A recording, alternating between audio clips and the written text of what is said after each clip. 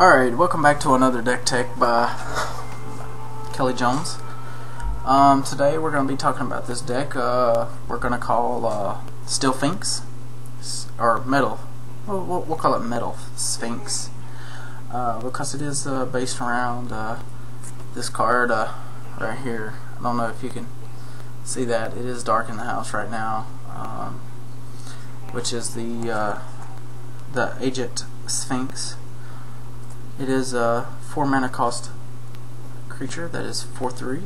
It has flying, and its Metalcraft ability is tap 1 blue, exile Agent Sphinx, return it to the battlefield under your control at the beginning of your next end step. Activate this ability only if you control 3 or more artifacts. And I looked at this card and I was like, hey, we'll try to do this little Metalcrafting deck to see how it works. Alright, so we're going to go ahead and go through all these cards right here. It's kind of dark because it is nighttime, and I don't have a lot of light down here, so sorry about the background noise. And I did a little something different with this deck. Actually, I played it in a Friday Night Magic, and then I decided to record the deck tech to actually tell you. Usually I do the deck tech and then do the recording, but tonight I actually are doing the deck tech and then actually, yeah, I did the Friday Night Magic and then I'm going to do the deck tech. Alright, so without further ado, we're going to start with over here with Origin Spellbomb. I am running 3 of these. It gives me the 1/1 mirror token and a draw ability, so it is a quietly utility card, and it also contributes to my metal crafting because it is a 1 casting cost card. Over next to it is the Mox Opal. It is only a 1/of. It's a legendary artifact that costs 0. And if you have metal crafting, it pretty much it produces 1 mana of any color. Alright, next to it is some lands. We have 6 plains and 6 islands, basic lands. This deck does run a little land light, just due to the fact that the mana curve on this deck is 4. There's nothing in this deck that costs more than 4. We have 1 Inkmoth Nexus to help us get metal crafting. We have 4 Glacial Fortresses. I did want to put the Sea Some Croast in here, but I don't have any at the moment. But I'll go over that later. The whole Sea Some Croast incident. I have 3 Buried Ruins to help get some artifacts that die back from my graveyard. It's mostly to help reactivate metal crafting if I lose it. We have 3 Porcelain Legionnaires, 2 colorless mana, 1 Phyrexian White, 3/1 First Striker. This was a workhorse this weekend actually. It really pulled its weight. Beside it we have Elixir Mortality, 1 casting cost. Its ability is 2 tap. You gain 5 dice or 5 life. Shuffle Elixir Mortality and your graveyard into its owner's libraries. So if you're, we'll get to this card a little later. Right next to it, we have 2 Grafdigger's Cage. It is another 1 casting cost artifact, and yes, that is main board. Usually I do a Grafdigger's Cage sideboard, but this is 2 of them main board. Next to it is we start into our removal package, which is we have 3 Day Judgments, 2 Vapor Snags, 3 Vapor Snags, I'm sorry. Yes, 3 Vapor Snags, 2 Dispatches, which is 1 white mana. And if you have Metalcraft, you exile target creature. If you don't have Metalcraft, you tap that creature. We go into our kind of a draw. We have 2 Gitaxian Probes, and 2 ponders. We also have the full art one. Alright, the next row we have some more artifacts. Of course, this is metal crafting pretty much. We have 2 Memnites. We'll get to the Memnites later. I'll let you know why I put the Memnites in there and what they're used for. We have 2 Sword of Feast and Famine, and why I only play Feast and Famine and not the War and Peace or Body and Mind. We have 2 Oblivion Rings. We have 1 Trinket Mage, which is a 3 cast and cost creature, 1 blue, 2 colorless. Whenever it enter play, you get to search your library for a 1 or less casting cost artifact, reveal it and put it in your hand, then shuffle your library. And then we have a Grand Architect, which is 2 blue, 1/1, or 2 blue and 1 colorless for a 1/3. Other blue creatures get +1/+1. For 1 blue mana, target artifact creature becomes a blue creature until end of turn. Or you can tap a untapped blue creature you control to add 2 colorless mana to your mana pool. Spend this mana only to cast artifact or activate abilities of artifacts. So, and the tapping of the blue creatures do not affect summon and sickness, so you can automatically play Grand Architect and tap it and get 2 colorless mana for your artifacts, which is excellent in a majority artifact deck. And we're going to skip over Argent Sphinx a little bit here. We're going to just skip over. I only run 3 of them. I was thinking about running 4. I haven't quite made up my mind yet, but right now we're only going to run 3.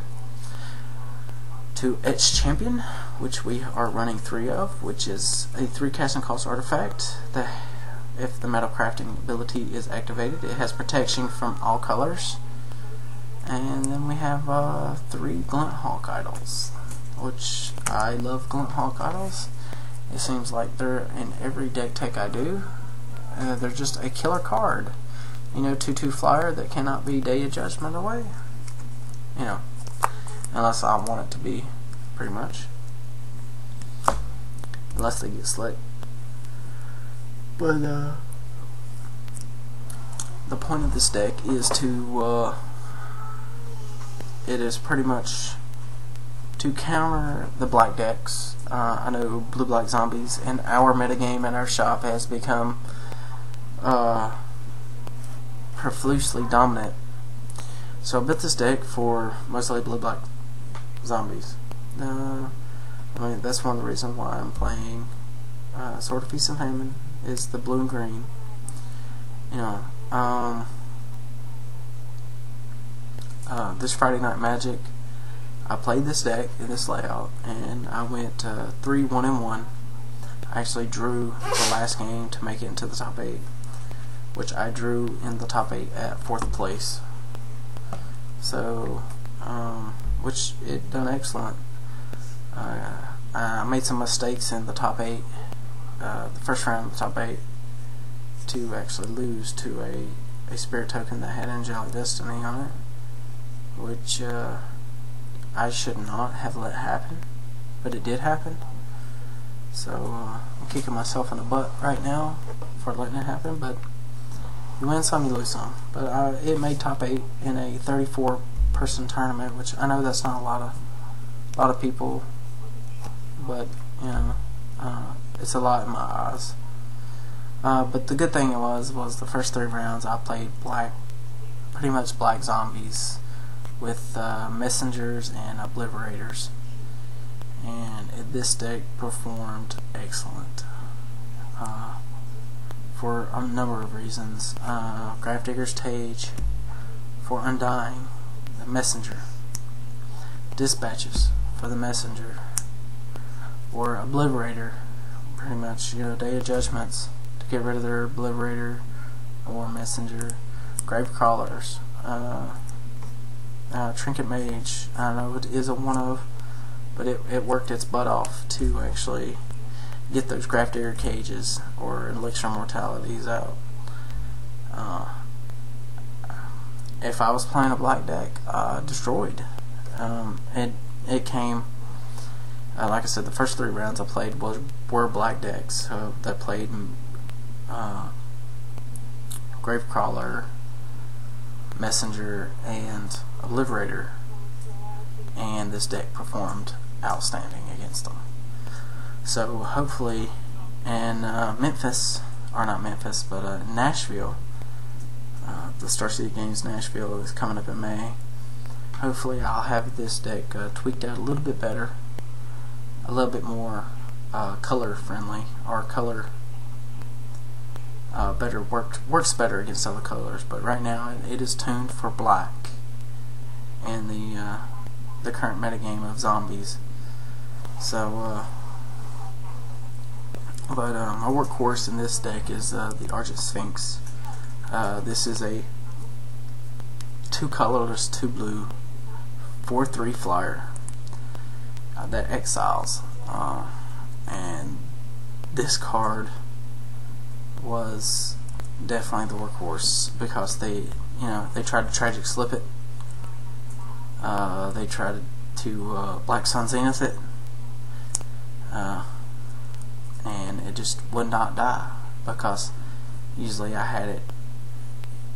I try to play it at turn 5. Whoa.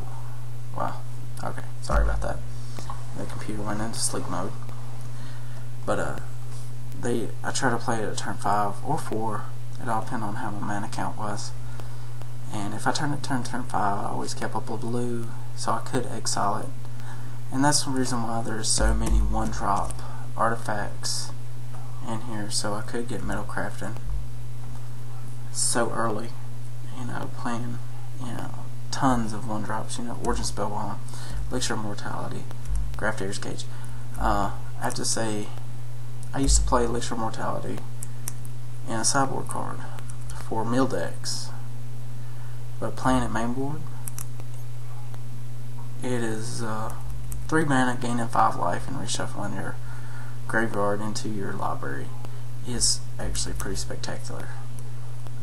There was a few cases where this saved me the game, just due to the fact that I was low life and I had 1 or 2 of these on the board, and I popped it, gained my 5 life, went ahead, shuffled my library, and I had those chances of drawing, the cards that they had already thought they got rid of from the game, reshuffling my Day of Judgments, because Day of Judgments is one of my main board sweepers. I know I do have dispatches and O-rings, but the Day of Judgments really was a workhorse this weekend, and I almost feel like I should put Snapcaster Mages in here just so I can flash them back, but they don't work with Craft Air Cage, so I don't want to have dead cards in my hand, even though if it is a 2/1 for 2 mana. But this is Metal Sphinx.